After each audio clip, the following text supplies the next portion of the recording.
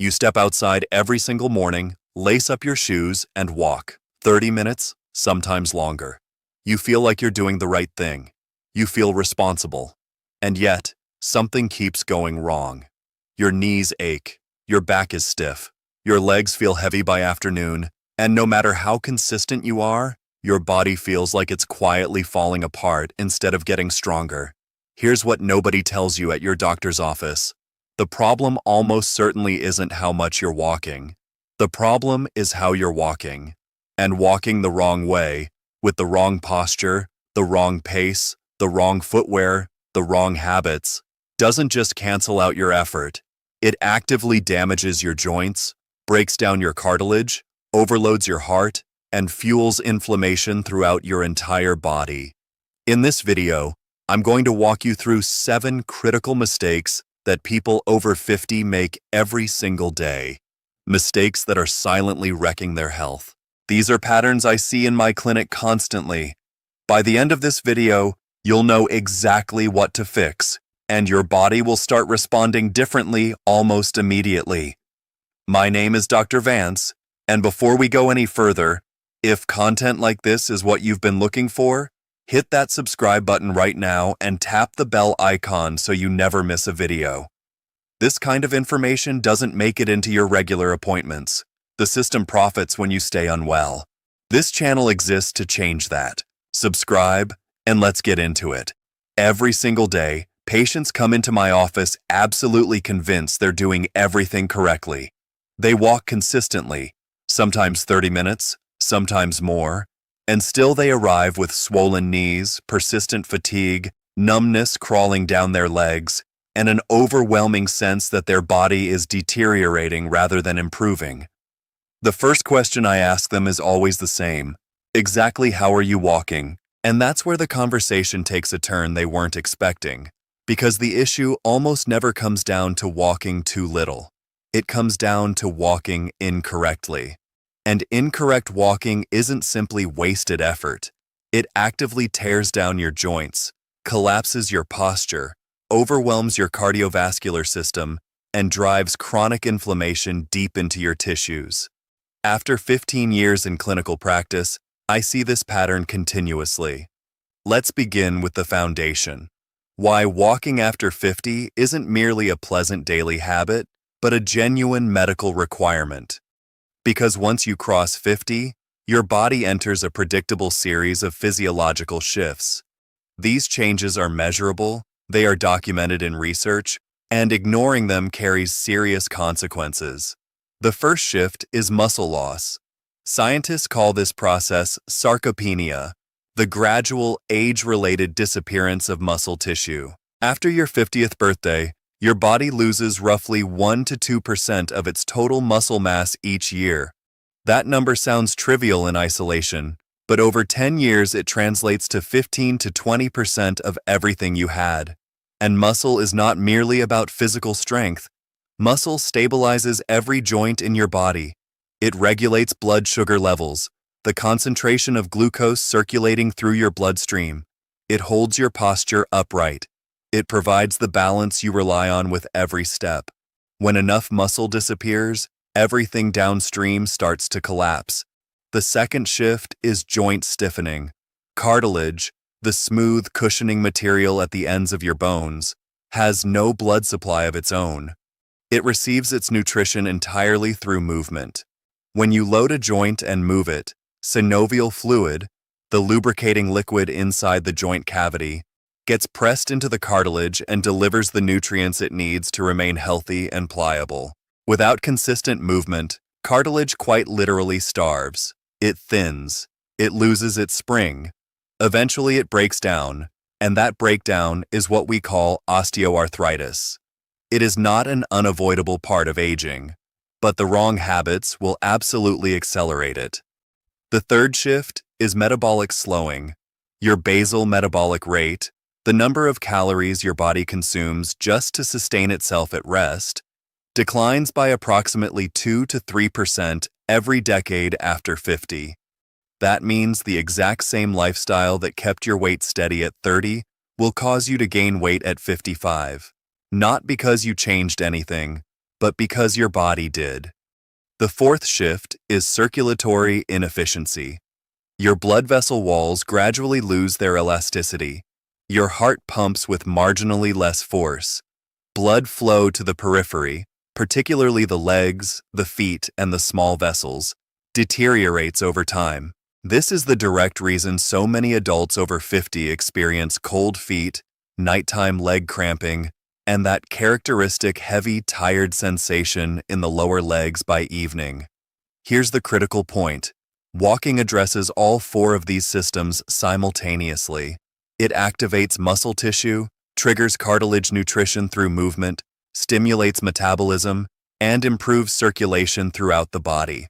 Multiple large studies confirm that people who walk regularly carry significantly lower risk of cardiovascular disease, type 2 diabetes, the condition in which the body loses its ability to regulate blood sugar, osteoporosis, which is the progressive thinning of bone tissue, and cognitive decline.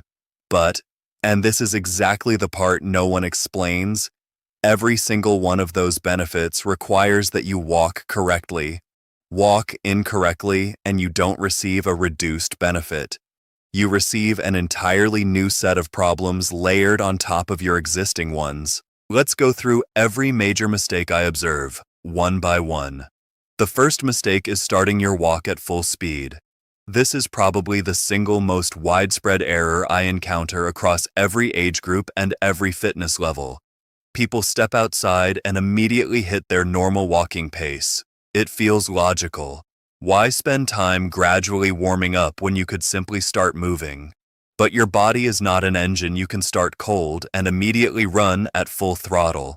It requires time to transition from rest into movement, and that transition cannot be skipped without paying a price.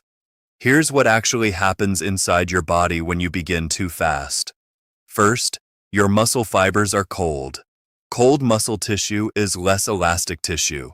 Reduced elasticity raises the risk of micro tears, tiny microscopic rips in the muscle fibers that individually produce no immediate symptoms, but accumulate quietly and eventually develop into chronic pain conditions. Second, your joints are not yet lubricated. Synovial fluid pools in certain areas of the joint cavity during rest. For it to spread evenly across the entire joint surface and create a protective film between the cartilage layers, it requires several minutes of slow, gradual movement. Start fast, and your cartilage is essentially running without protection. Third, your cardiovascular system has not had time to prepare. The heart doesn't respond well to sudden demands. When exercise intensity rises too rapidly, heart rate spikes and blood pressure surges more sharply than necessary. After 50, when your vessel walls have already lost some elasticity, that sudden pressure spike places unnecessary strain on the arterial walls. The solution requires zero additional time in your day. Spend the first 3 to 5 minutes of every walk moving at a deliberately leisurely pace, almost slower than feels productive. That is your warm-up. It isn't something reserved for elite athletes. It is for every single person who wants to walk without pain. After 5 minutes of slow movement, your joints are lubricated, your muscles are warmed through, and your heart has settled into a sustainable working rhythm. Now you can pick up the pace. The second mistake is walking with poor posture. Step outside and observe people on the street. Most of them are hunched forward, head thrust out in front, shoulders rounding down and inward, eyes fixed on the pavement several feet ahead. This isn't merely an aesthetic issue. It is a biomechanical catastrophe for the spine and the respiratory system. Here's the mechanics behind it.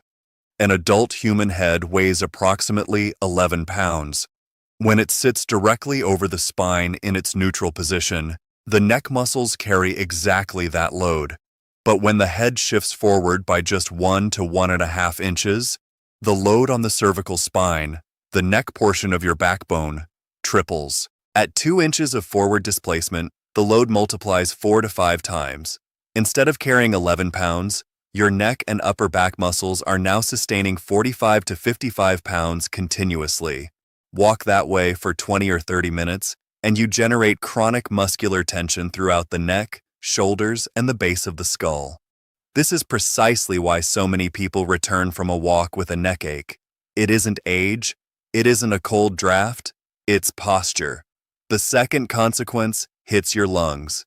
When your chest is compressed and your shoulders roll forward, your diaphragm, the dome-shaped primary breathing muscle located just below the lungs, cannot fully descend.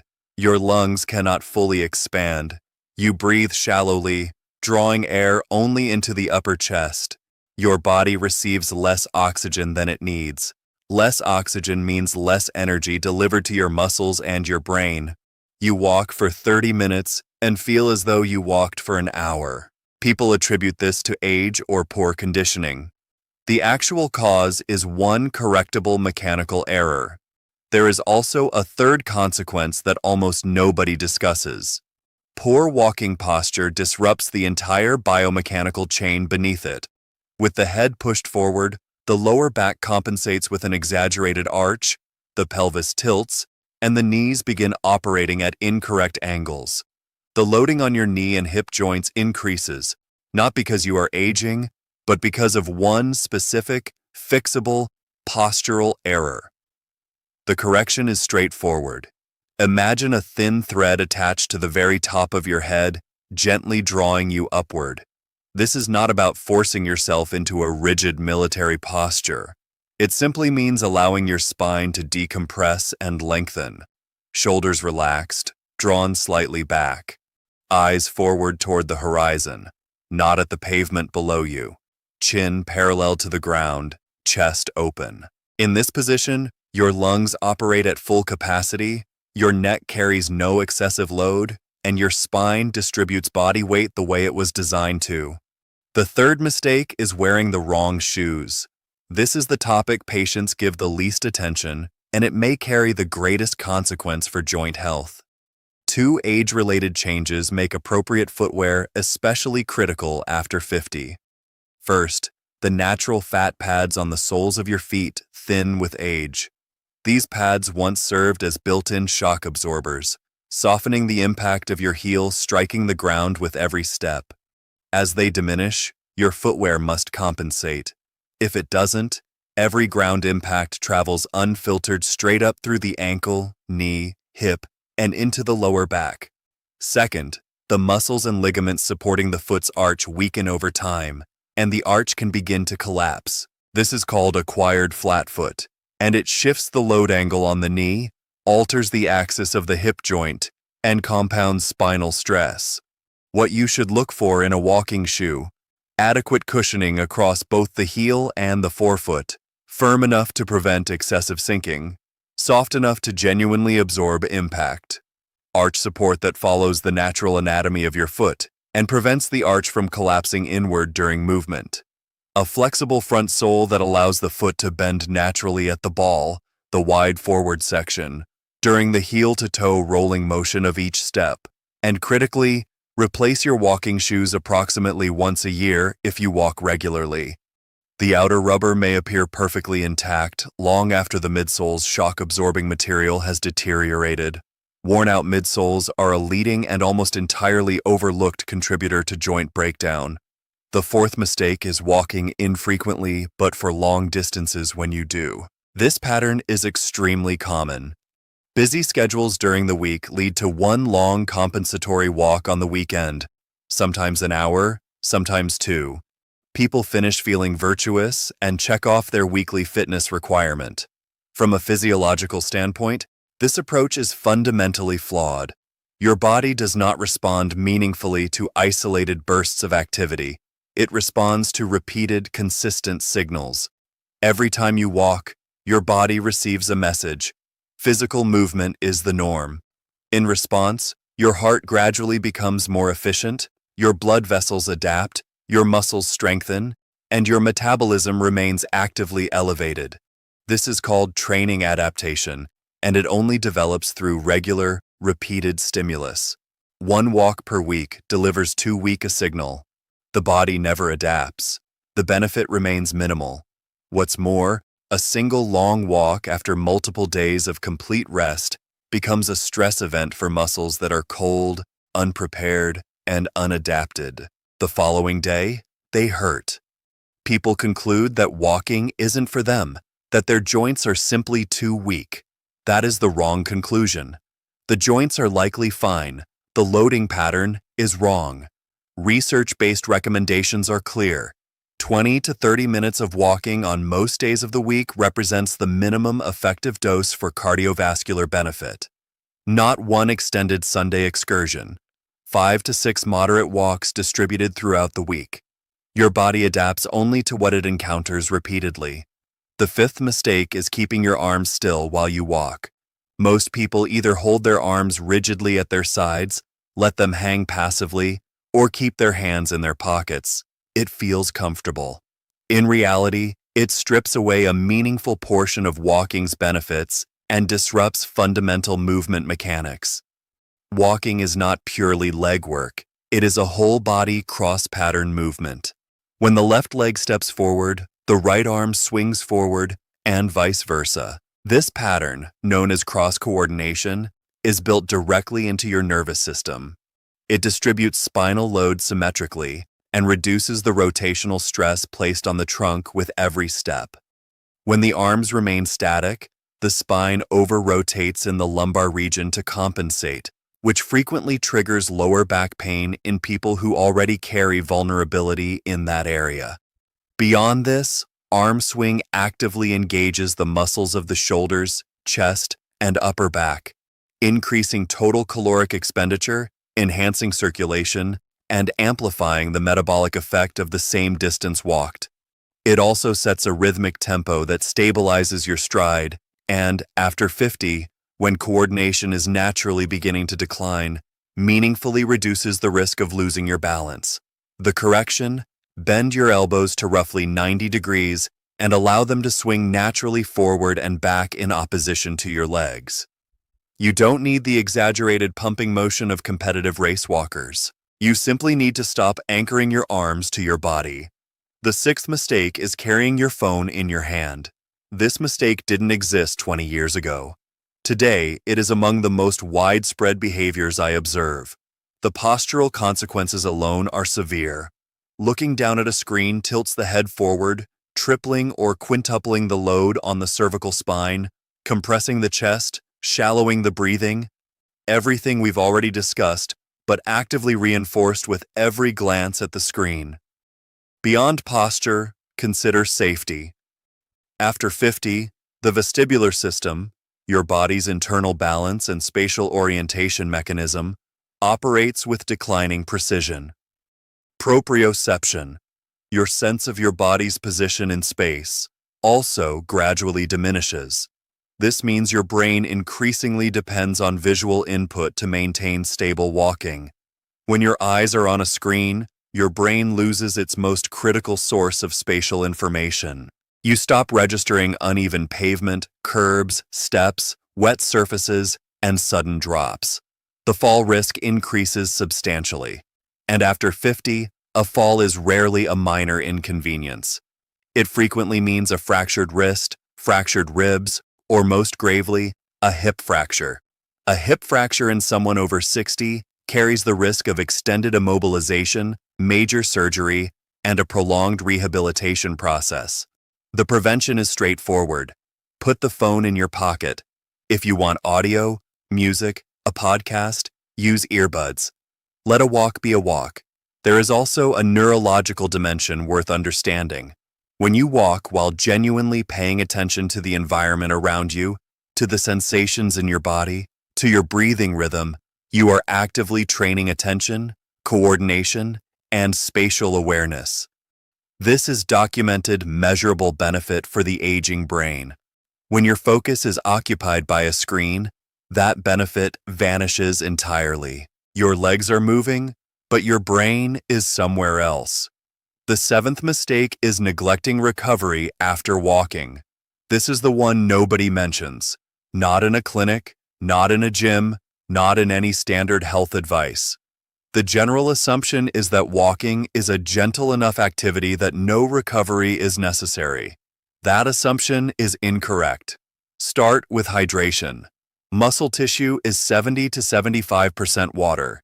Every biochemical process involved in muscle function, contraction, relaxation, and repair following exercise takes place in a fluid environment. Even mild dehydration, a 1 to 2% reduction in your body's fluid stores, measurably reduces muscle elasticity, slows post-exercise recovery, and increases the likelihood of cramping. After every walk, drink a glass of water. This is not marketing advice from a beverage company. It is basic physiology. Then stretching. During walking, your muscles repeatedly contract and shorten. Without stretching afterward, they remain in that shortened state. Over weeks and months, this accumulates. Muscles become chronically tight. Joint range of motion narrows. A persistent feeling of stiffness becomes your new baseline, most noticeably in the calves, the back of the thighs, and the lower back. 5 minutes of gentle stretching after every walk prevents this progression almost entirely. And rest days. If walking is beneficial, more walking must be better. This is the logic many people follow. It isn't how adaptation works. Your body does not strengthen during exercise. It strengthens during recovery. That is when muscle fibers reinforce themselves, when joints remodel in response to the load placed on them, when the cardiovascular system restructures to meet the new demands being made of it. 1 to 2 rest days per week is not an indulgence. It is the correct protocol. Think of walking not as a standalone act, but as one component of a system: movement, water, stretching, and rest. Only functioning as a complete system does it produce lasting, durable results. Now here is an important clinical observation that ties everything together. All 7 of these mistakes carry considerably higher consequences after 50 than they do at 30. The resilience of your joints, your blood vessels, and your muscle tissue decreases with age. The same error your body quietly absorbed at 30 without apparent consequence will generate real, persistent symptoms at 55. Your body's tolerance for poor mechanics diminishes. Your movement habits matter more now than they ever have. How old are you right now? Write it in the comments below. I genuinely want to know which age group this material resonates with most, so I can direct future content toward exactly where you are in your journey. Here is a clear, practical summary of what to implement immediately. Start every single walk at a slow pace for the first 3 to 5 minutes. No exceptions. This costs you no additional time. You are simply starting differently. Check your posture right now. Stand up, lengthen your spine, allow your head to lift gently upward, ease your shoulders back and down. Feel that position. Memorize it. Reproduce it every time you walk out the door. Look at the soles of your walking shoes. If the cushioning material is more than a year old from consistent use, or if the wear pattern is uneven, it is time to replace them. This is one of the simplest and highest return investments you can make in your joint health. End the habit of one long walk per week. 20 to 30 minutes of walking 5 to 6 days a week is the evidence-based target. If that feels like too much right now, begin with 3 days and add 1 additional day every 2 weeks. Allow your arms to move, elbows slightly bent, swinging forward and back in natural rhythm opposite to your stride. Take your hands out of your pockets. Phone goes in your pocket for the duration of every walk, without exception. Use earbuds for audio if you want it. After every walk, 1 glass of water and 5 minutes of stretching. That 5-minute investment is the difference between chronic tightness and genuine recovery. Walking is one of the most accessible, medically sound, and effective tools available for preserving your health after 50. You need no gym membership, no expensive equipment, and no elaborate preparation. What you need is the right mechanics and a conscious approach. Small, specific changes in how you walk produce real, measurable, long-term results for your heart, your joints, your brain, and your overall vitality. No one inside the standard medical system is going to guide you through this. That system is built around treating symptoms, not preventing them. That is precisely why this channel exists. If this video gave you something useful, Subscribe to the channel and click the bell icon so you're notified every time new content goes up. Drop your age in the comments and tell me, what topic do you want covered in the next video? Your input shapes what gets made here. Leave your suggestions below, and I'll see you in the next one.